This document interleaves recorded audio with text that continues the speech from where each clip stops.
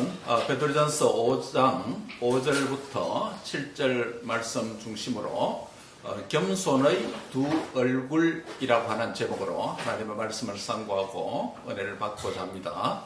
오늘 5장 5절에서 7절의 말씀이 있기까지 바로 앞에 있는 1절부터 4절까지 있는 본문을 먼저 문맥적으로 살펴보는 것이 오늘 본문에도 이해하는 데 도움이 될 것입니다.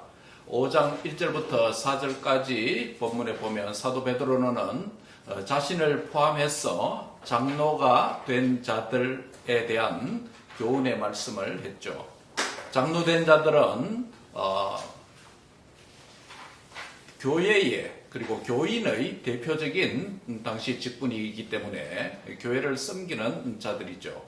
장로가 된 자들에게 1차적으로 이 본문이 적용되어야 될 것은 분명합니다. 더 나아가서 장로는 앞서 말씀드린 대로 교회와 교인의 대표이기 때문에 모든 직분자들은 물론이고 이것은 모든 성도에게도 널리 적용될 수 있는 말씀이라고 했습니다. 그래서 참된 성도와 직분자의 정체성 두 가지를 우리는 상고를 했습니다. 참된 성도와 참된 직분자의 정체성 두 가지가 뭐였죠? 몇 절에 그런 말씀 있죠? 1절이죠. 첫 번째 성도, 또 참된 성도와 직분자의 정체성은 그리스도의 고난의 정인이 돼야 여기에 합당한 자다라고 말할 수 있습니다. 그리스도의 고난의 정인이다라는 것은 세 가지를 의미한다고 했죠. 첫째는 나를 위해서 나의 죄를 대속해 주기 위해서 예수 그리스도께서 고난을 받으시고 죽음을 주고 주셨다라고 하는 이 고난의 주님에 대한 믿음이 가장 첫 번째 순서입니다. 믿음 없이 예배가 될 수 없고 믿음 없이 사명자가 될 수 없는 것이죠. 믿음 없이 직분자가 될 수 없고 성도가 될 수 없는 것이죠. 그래서 고난의 주님을 믿는 믿음이 먼저 있어야 된다. 그럼 두 번째는 이 고난의 주님을 따르기 위해서 고난의 주님께서 우리에게 말씀하신 말씀의 순종자가 되어야 된다. 그렇게 했습니다. 그 다음에 고난의 정의라는 것은 마지막 세 번째는 믿고 순종할 뿐만 아니라 더 나아가서 또 다른 사람에게 이 고난의 주님을 전하는 증거의 삶을 사는 자가 될 때 그리스도의 고난에 참여하는 자다라고 말할 수 있습니다. 고난의 정의라고 할 수 있겠죠. 그 다음에 그리스도의 고난의 정인이 된다는 것은 참된 성도와 정체성의 지상 현재적인 것이라면 현재적 정체성이란 미래적인 정체성도 있다고 했습니다. 그것이 뭐냐면 바로 나타날 영광에 참여할 자다. 이 땅에서 주와 복음과 교회를 위해서 남 모르게 눈물을 흘리고 기도와 헌신과 또 모든 시간과 열정을 쏟아붓는 일, 결코 헛된 일이 아니죠. 결코 헛된 일이 아닙니다.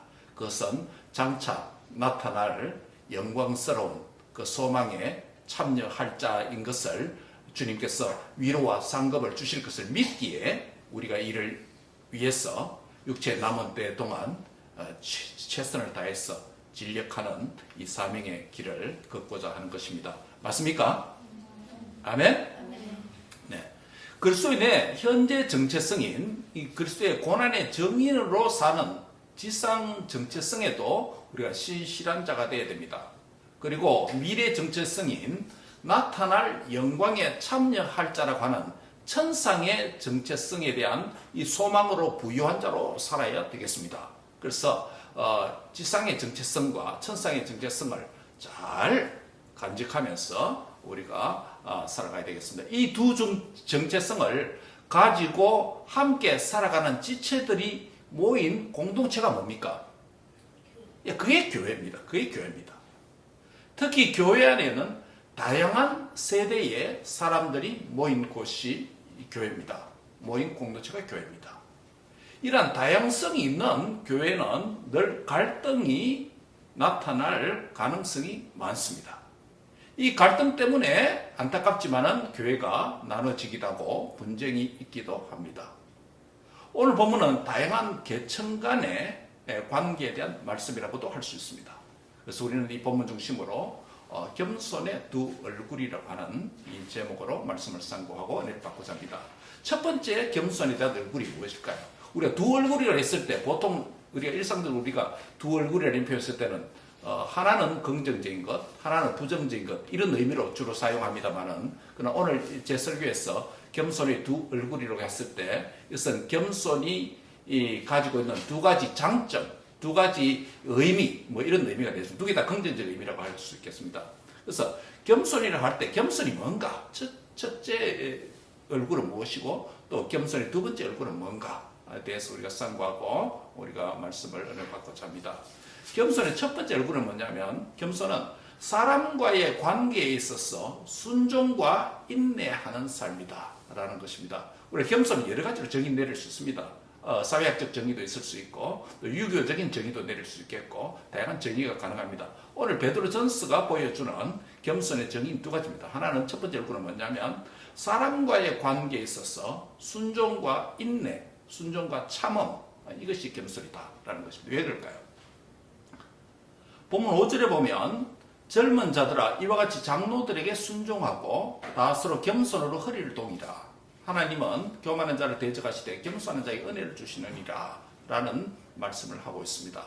여기서 젊은 자들은 1절에 있는 장로들이라고 하는 표현과 대조되는 개념이기는 하지만 정확하게 대조되는 개념은 아닙니다. 왜냐하면 이 본문에서 장로들은 이스라엘 구약의 이스라엘 초기의 장로, 원로의 개념, 영적인 지도, 권위가 있던 원로의 개념이 아니고 이때는 1세기 교회의 직분의 개념으로서 장로라는 사용하게 됩니다. 그래서 사도를 포함한 교회 지도자들을 당시에 직분으로서의 장로의 개념으로 오늘 본문이 장로들이라는 표현입니다. 그래서 이스라엘 초기에 구약시대에 있던 장로라고 했을 때 그것은 하나의 원로의 개념, 그 공동체에서 족장 또는 권위자 또 지도자 이런 의미로서 원로의 개념이 들어있습니다만은 그러나 베드로전서에서 1세기 교회 장로들은 사도를 포함한 속사도들, 교회 지도자의 직분을 일컬어서 장로들이라고 불려졌습니다.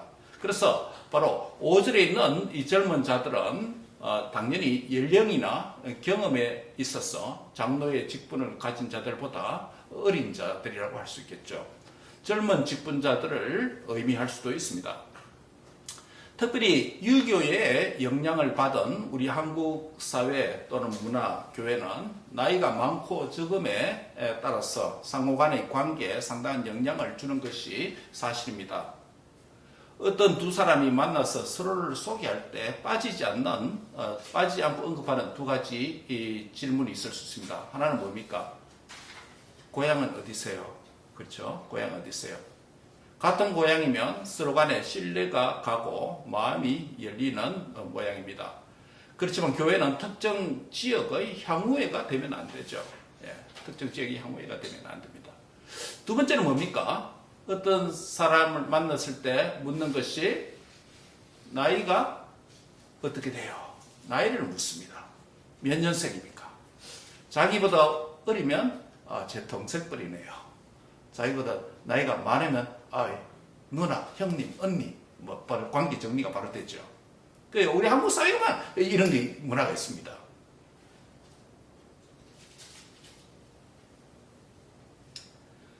그런데 같은 1980년생이다 라고 했을 때도 80년생 중에도 생일이 언제입니까에 따라서 빠른 80년생이다, 늦은 80생이다 또 이렇게 정리를 합니다.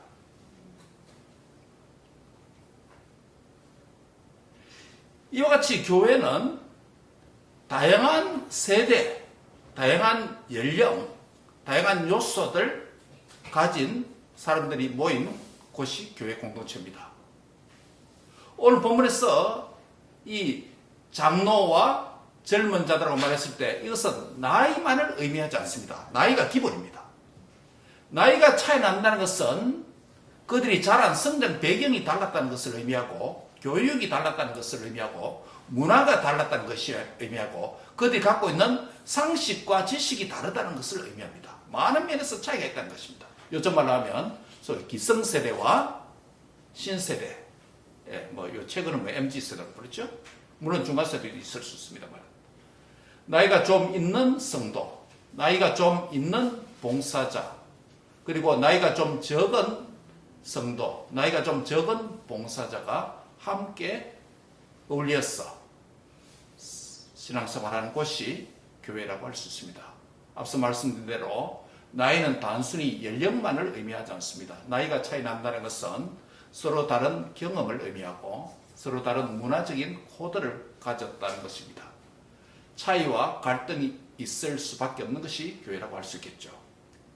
주님의 몸된 교회를 섬기는 성도 여러분들도 하나님께서 선택하셔서 세우셔서 장로가 되고, 즉 목사와 장로가 되고, 또 각양 직분자가 되고, 또 성도라고 하는 정체성을 가지고 살아가고 있습니다. 장로된 자들은 예수님 앞에서 자신도 한 마리 양으로 인식하는 기본적인 정체성을 가지고 주를 섬기고, 동시에 주님의 또 양무리의 본이 되는 또 섬김을 해야 하는 자들이죠. 젊은 봉사자들, 젊은 성도들은 장로들에게 또한 순종하라라고 말씀했는데, 여기서 순종과 굴종의 차이를 여러분 아시죠? 순종은 자발적인 복종이고 또 인격적인 복종입니다. 굴종은 비자발적이고 또 분위기나 또 아까 말씀드린 나이와 다른 것으로 해서 억압받고 강요된 복종이 굴종이라고 할 수 있습니다. 자발적인 복종인 순종은 예수님께서 하나님 아버지의 뜻에 따라 우리를 위해서 죽기까지 복종하신 예수님의 성품이 바로 뭐라고요?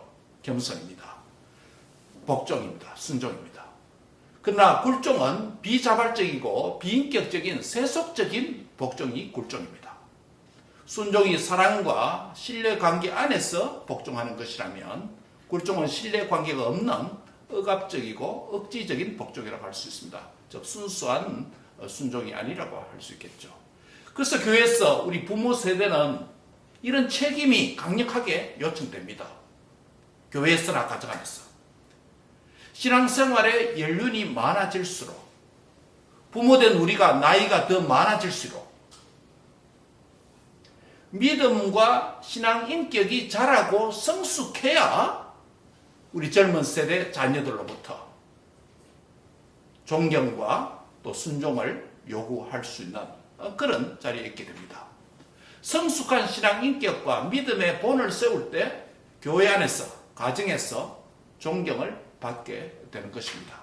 내가 부모이기 때문에, 나이가 많기 때문에 너희들은 자녀들 무조건 복종해야 된다, 이러한 비자발적인 강요적인 복종 관계가 아니라 부모로서, 참된 그리스도인의 부모로서 교회에서나 가정에서나 바른 믿음을 가지고 신실한 성도의 삶을 사는 바른 신앙 인격을 가지고 자녀들 위해서 기도하고 훈육할 때에 거기에 부모를 자녀들이 존경하고 또 순종할 수 있는 것입니다. 그런데도 순종하지 않는다면 자녀들이 더 자라가야 되겠죠. 부모가 더 기도해야 되겠죠. 그런데 바로 그런 신앙 인격과 믿음의 성장이 없으면, 그런 어른이 되고 부모가 되면 젊은 자녀들에게 꼰대 부모라고 불려질 수 있고, 인격적이고 자발적인 순종과 존경을 받지 못할 수도 있습니다. 그렇게 되면 또 섭섭해지게 되는 것이죠. 자녀를 가진 아버지와 어머니가 된 성도 여러분, 우리는 가정에서 그리고 교회에서 믿음과 신앙 인격에 있어서 성숙한 어른, 성숙한 부모가 되어야 되겠습니다. 이를 위해서 우리 자신의 믿음 생활을 위해서 부단히 날마다 죽고 부단히 주님 앞에 엎드리는 그런 주님의 복종하는, 주님께 복종하는 그런 부모가 되시기를 바랍니다. 그런 어른이 되어야 되겠습니다. 자녀와 젊은이에게 억지로 굴종을 요구하는 자가 아니라 자발적이고 인격적인 존경과 사랑과 순종을 받는 그런 어른, 그런 부모, 성도들이 다 되시길 바랍니다. 이 말씀이 장로와 연로한 성도가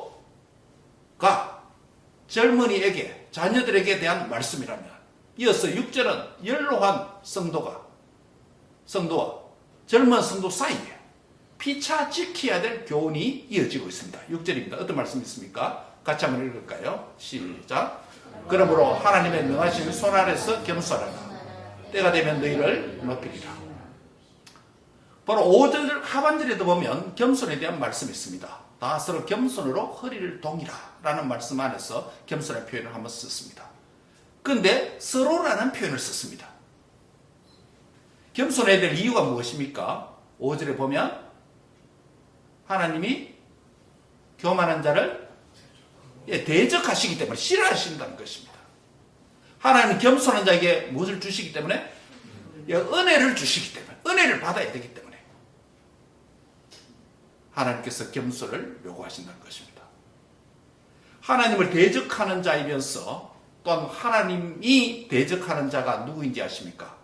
하나님을 대적하는 자이면서 하나님도 그를 대적하는 자가 있습니다. 누굽니까? 사탄이죠. 히브리어로 사탄이라고 하는, 사탄이라는 이 단어의 뜻이 뭐냐면 대적하는 자라는 뜻입니다. 사탄은 자기의 위치와 자리를 지키지 않고 떠난 자죠. 천사의 자리에서 떠난 자죠. 하나님의 위치와 자신의 위치를 혼돈하는 것이 생기면 그게 교만이고 대적하는 자가 됩니다. 반대로 겸손은 예수님의 성품입니다. 예수님의 성품입니다. 높음에서, 거룩에서 낮아지심, 사람의 몸을 입고 온 것. 그것이 예수님의 성품이고 겸손입니다. 교만은 자신의 자리에서 더 높아지려고 하는 사탄의 성품입니다. 성도나 직분자는 자신의 성도됨의 정체성과 자신의 직분에 대한 바른 이해 없이 자신의 자리와 지위와 위치와 역할에 대해서 무지하면 교회에서 그리스도의 성품인 겸손에서 떠난 교만한 일꾼이 될 수 있습니다. 사탄의 성품인 교만 안으로 들어갈 수 있습니다. 사실 겸손과 교만은 자신의 정체성이 예수님에 의해서 규정되느냐 아니면 사탄에게 종속되느냐 엄청난 큰 문제입니다. 왜냐하면 사탄이 무슨 뜻이라고요? 대적하는 자예요. 대적하는 자. 대적하는 거예요. 위치를 벗어나서 대적하는 자예요. 겸손은 예수님의 성품. 그러니까 겸손과 교만은 가벼운 차이가 아니고 겸손이라는 것은 예수님에게 속했다는 것을 의미하고 교만은 사탄에게 종속된다라는 의미가 있습니다. 그래서 하나님께서 겸손한 자에게 은혜를 주시는 것입니다. 그래서 하나님은 교만한 자를 뭐 하신다? 대적하시는 것입니다. 싫어하는 것입니다. 이 교훈이 너무 중요하기 때문에 5절에 이어서 다시 6절에 겸손에 대해서 다시 재언급합니다. 겸손은 어떻게 보면 연장자, 장로들 그리고 젊은 자들 사이에 두 이 계층 간의 관계 개념인 것 같습니다. 본문도 그래서 서로 겸손하라 라고 말씀합니다. 젊은 자들도 겸손해야 되고 연로한 자들도 장로들도 겸손하라 라고 말씀합니다. 겸손은 사람 사이의 문제라고 단정하기가 매우 쉽습니다. 하지만 여기에 언급된 겸손은 이런 겸손을 갖추기 위해서는 사람 앞이 아니라 뭐라고 말하면 하나님의 뭐 아래서 능하신 손 아래서 겸손하라 라고 말씀합니다. 그 겸손이 단순히 사람과의 관계의 그 윤리 개념, 유교적 개념이 아니라는 것이에요. 이 겸손을 정의할 때 거기에 누가 개입되어 있다? 하나님 계시다는 거예요. 장로들과 연로한 자와 젊은 자 사이에서 하나님이 그 중간에 계시다는 거예요. 높이 계시다는 거예요. 그래서 하나님의 능하신 손 아래에서 서로가 겸손해야 된다라고 말씀합니다. 이것은 연로한 장로들도 연장자들도 자신의 경험과 지혜와 연륜만이 최고가 아니고 하나님 앞에 그것이 무지하고 무익하다는 것, 자신이 약한 손을 가졌다는 것을 인정해야 되는 것입니다.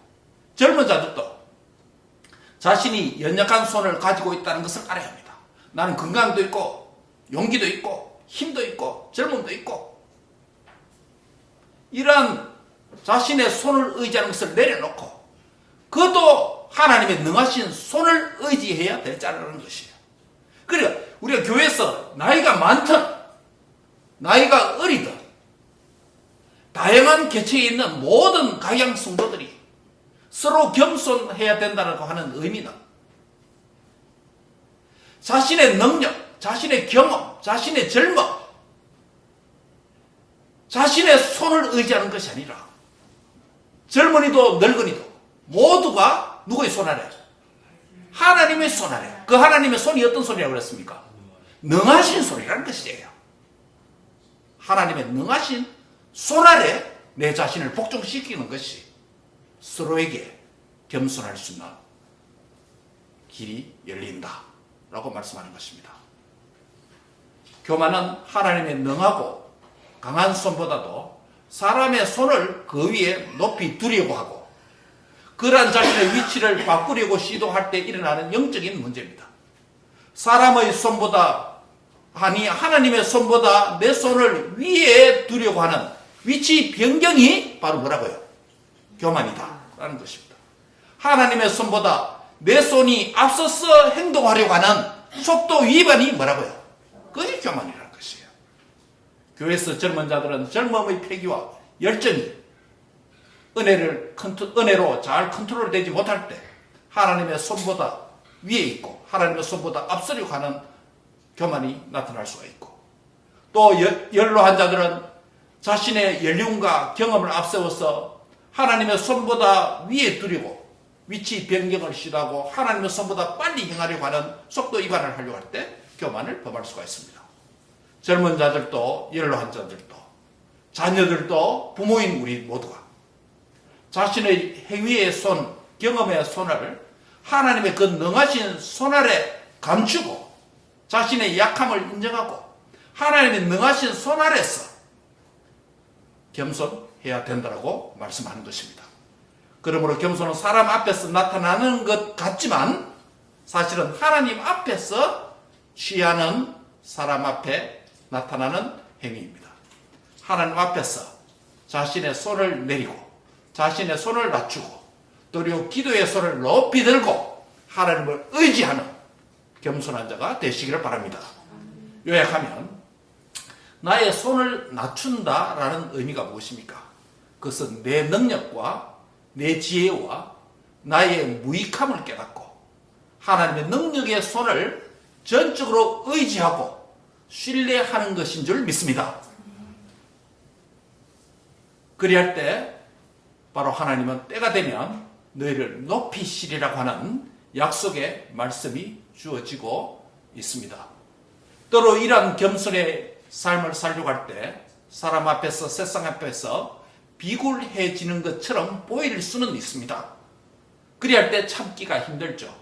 그리할 때 우리의 강한 자존심에 상처가 나기도 하죠. 그렇게 되면 바로 이 장로들과 젊은 자들 사이에 표현된 두 계층 중에 한쪽은 폭발하게 되죠. 둘 중에 한쪽은 또 뛰쳐나가게 되죠. 2013년도 2월 5일 미국 텍사스주에 우리 한인 남성 75세 된 할아버지가 있었습니다. 아파트 위층에 살고 있었는데 자기가 사는 아파트 위층에 애완견 배설물 문제로 다투다가 위층에 사는 흑인 부부를 총으로 쏴 죽인 사건이 발생했습니다. 제이미 스태퍼드 31세와 미셸 잭슨 32세 부부를 총을 쏴 죽이고 이 한인 할아버지가 체포되었습니다. 평소 개 짖는 소리에도 스트레스를 받았고 개의 배설물도 제대로 처리 안 하니까 그것으로 갈등이 빚어진 것으로 보입니다. 감정의 극단적 표출 방식이라고 할 수 있습니다. 이 일화를 우리 신앙 세계에 적용해보면 우리의 혈기와 분노는 하나님을 의지하지 않고 자신의 힘과 자신만의 방법으로 문제를 해결하려고 하는 한 시도로 우리가 적용될 수 있습니다. 그것이 안 될 때 어떻게 됩니까? 폭발하는 것이죠. 진정한 의미에서 하나님의 손 아래 겸손한 자는 그런 상황에서조차 예수님처럼 인내하면서 하나님께서 해결해 주시는 지혜와 방법을 따라 기다리며 소망해야 합니다. 그래서 시간적인 경과의 의미도 포함될 수 있고, 그래서 때가 되면이라고 하는 단서를 여기에 붙여놨습니다. 때가 되면, 즉 잘 참고 잘 인내하고 하나님께서 당신께서 내게 훈련시키자는 연단의 분량에 이르게 되면, 끝까지 그 시간까지 참고 인내하게 되면 주님께서 강한 손으로, 능한 손으로 나타나서 우리를 높여주신다 라는 말씀입니다. 요약하면 겸손에 두 얼굴이 있다고 했습니다. 첫 번째 얼굴이 무엇입니까? 겸손은 사람과의 관계에 있어서 순종과 인내다, 순종과 참음이다 라고 말할 수 있습니다. 물론 이것도 예수님의 그 성품을 닮을 때, 예수님의 순종, 예수님의 참으심을 닮을 때 나타날 수 있습니다. 사람과의 관계의 겸손도 자신이 하나님께 순종하는 자로 살 때 진정한 겸손을 유지할 수가 있다는 것입니다. 겸손은 예수님의 성품이기 때문입니다. 사랑하는 성도 여러분, 낮아지신, 순종하신, 길이 참으신, 하나님의 뜻을 위해서 참으신, 하나님의 영광을 위해서 참으신 그 예수님의 성품을 닮아서 이 겸손의 첫 번째 얼굴을 소유하는 복된 은혜가 있기를 바랍니다. 두 번째로 겸손의 두 번째 얼굴입니다. 겸손의 두 번째 얼굴은 하나님과 관계에 있어서 믿음의 기도다. 한마디로 말하면 겸손은 믿음의 기도다라는 것입니다. 왜 그럴까요? 하나님의 능하신 손 아래에서 겸손하고 그러한 성품으로서 겸손을 닮으려고 할 때 여러 가지 아픔도 있을 수 있습니다. 이러한 주님의 때를 기다리는 가운데 겪을 수 있는 문제가 있다는 것입니다. 그럴 때 나타날 문제가 뭐냐면 주님께서 잘 아시기 때문에 그거를 우리에게 염려의 문제다, 염려다라고 오늘 본문이 말씀하고 있습니다. 하나님 뜻을 따라서 자발적으로 순종하는 삶과 그분의 능하신 손 아래에서 겸손의 삶을 살게 할 때 어떤 은혜가 필요합니까? 그것은 다름이 아니라 염려를 우리 주님께 맡기는 은혜입니다. 본문 7절을 다 같이 읽습니다. 시작. 너의 염려를 다 주께 맡겨라. 이는 그가 너희를 돌보시리라. 예. 너의 염려를 다 주께 맡기라. 이는 그가 너희를 돌보시리라. 이게 하나의 명령과 하나의 약속이 있습니다. 명령은 너의 염려를 다 주께 맡기라는 것입니다. 물론 원문에서는 맡기라는 명령이 아니고 분사형으로 되어 있는데요. 그러나 명령으로 해석될 수 있는 부분입니다. 너의 염려를, 우리가 얼마나 염려 많습니까? 염려 안 해야 될 염려도 많습니다. 육체적인 염려도 있을 수 있고, 관계적인 염려도 있을 수 있고, 경제적인 염려도 있을 수 있고, 여러 가지 감정적인 염려도 있을 수 있고, 건강의 염려도 있을 수 있고, 여러 염려가 있습니다. 그 다음에 염려 안 해야 될 것도 미리 앞당겨서 염려를 또 합니다. 이런 염려를 잘하는 약한 그릇과 같은 우리를 잘하시는 주님께서 너희의 모든 염려, 세상의 염려, 생활의 염려, 걱정 등을 누구에게 맡기라? 다 주께 맡기라. 일부만 맡기라. 나 너무 무겁다. 일부만 맡기라. 나 뭡니까? 뻔뻔하지도 않냐? 왜 다 맡기냐? 조금만 맡기라. 그런 말씀이 아니라 모두 다 맡기라 라고 말씀하시는 그 주님은 다 감당할 수 있다 없다? 예, 다 하실 수 있다는 거예요. 너의 염려를 다 주께 맡기라는 것이.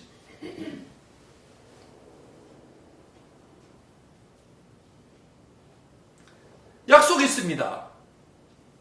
그가 너희를 만다, 돌본다, 케어한다는 것입니다. 아이론 케어가 아니라 너의 모든 염려를 내가 케어할 수 있다, 돌볼 수 있다, 해결할 수 있다. 그런데도 이 염려를 안 맡기는, 이 염려의 짐을 내가 지고 가려고 하는 삶을 살 때가 있습니다. 이것이 뭐라고요? 야, 그게 교만이에요.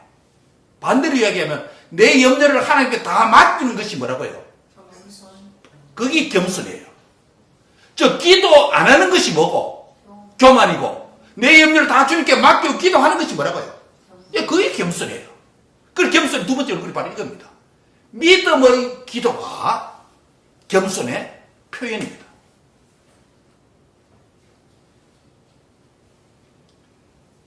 여러분, 우리 주님도 이 문제는 해결할 수 없겠지. 이거는 맡기면 안 되지. 또한 이것은 맡길 수 없다. 의지적으로, 비의지적으로, 의식적으로, 무의식적으로 우리가 주님께 맡기지 않는다면 이 말씀은 우리를 교만으로 정의합니다. 교만한 자로 정의합니다. 하나님을 대적하는 사탄의 종속된 자로 정의합니다. 너희 염려 모든 것을 내가 딜을 할 수 있다. 나에게 맡기라. 그리고 나를 의지해라. 나에게 기도해라. 내가 케어한다, 돌본다. 약속까지 주었다는 거예요. 그런데 약속까지 주었는데도 안 맡기고 의지하지 않고 조금만 의지하고 나머지는 내 힘으로 하고 그게 뭐라고요? 그게 교만이에요. 그게 교만이에요.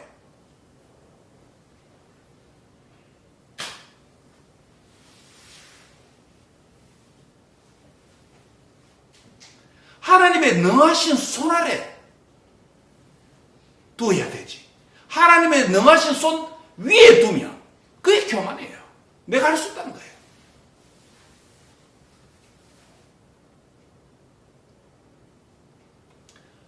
(8월 11일) 이웃 초청 잔치를 앞두고 한 영혼을 초대하려고 하는 이러한 과정에서도 제가 금식하면서 무릎 꿇고 기도하면서도 하나님, 우리 정말 이 손이 너무 부족합니다. 전도할 영혼이 너무 부족합니다. 마켓 가서 나눠주기는 하지만은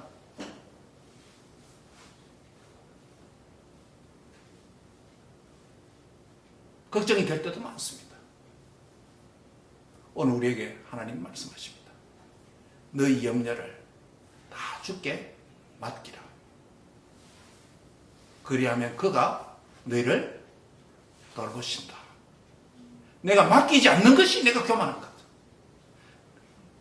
내가 할 수 없음에도 불구하고 안 맡기는 것. 그건 교만 위에 또 교만이에요.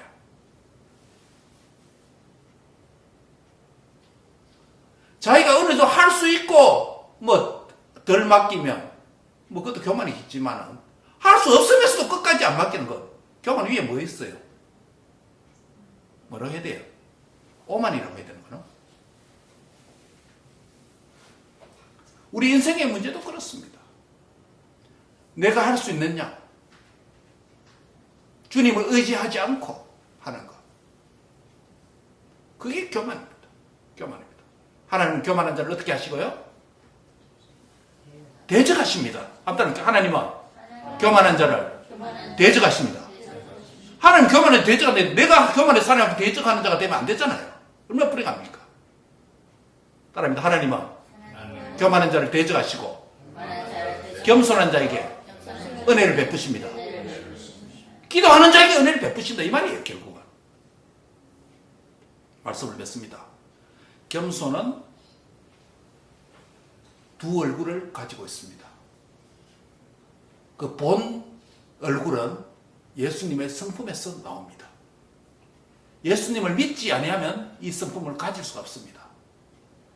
믿는다 할지라도 이 성품이 다듬어지지 않으면 결실될 수 없습니다. 그래서 나이가 많든 적든 우리 모두는 예수님의 성품인 이 겸손을 배우기 위해서 힘을 써야 됩니다. 오늘 두 가지 얼굴을 우리에게 교훈하고 있습니다. 어떤 식으로 자라가고 훈련되라고 말합니까? 그냥 겸손하면 추상명사입니다. 이것을 구체화시킨 두 가지 방편, 훈련되어야 될 방편을 우리에게 말하는 것입니다. 두 얼굴을 보여주는 것입니다. 하나는 뭐라고요? 예, 순종과 인내. 순종과 인내하는 것이다. 예.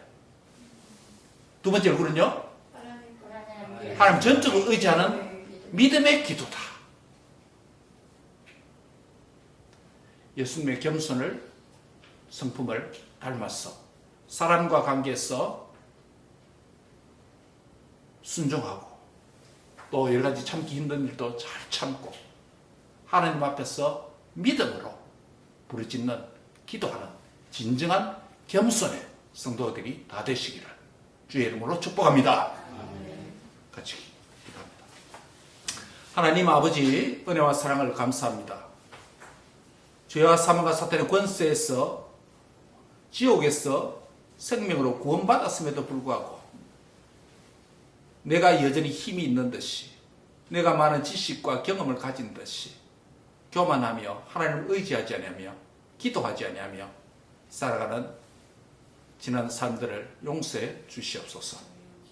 내 인생의 주인이 내가 아니라 나를 지으시고 나를 만드시고 하나님 뜻대로 인도하시는 하나님의 능하신 손아래에 있는 겸손한 자로 살게 해 주옵소서.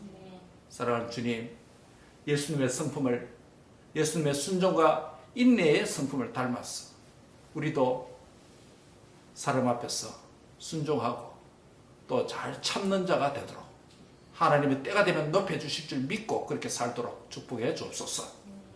이러지 인생을 살 때 젊은이건 늙은이건 참 힘든 인생 여정입니다.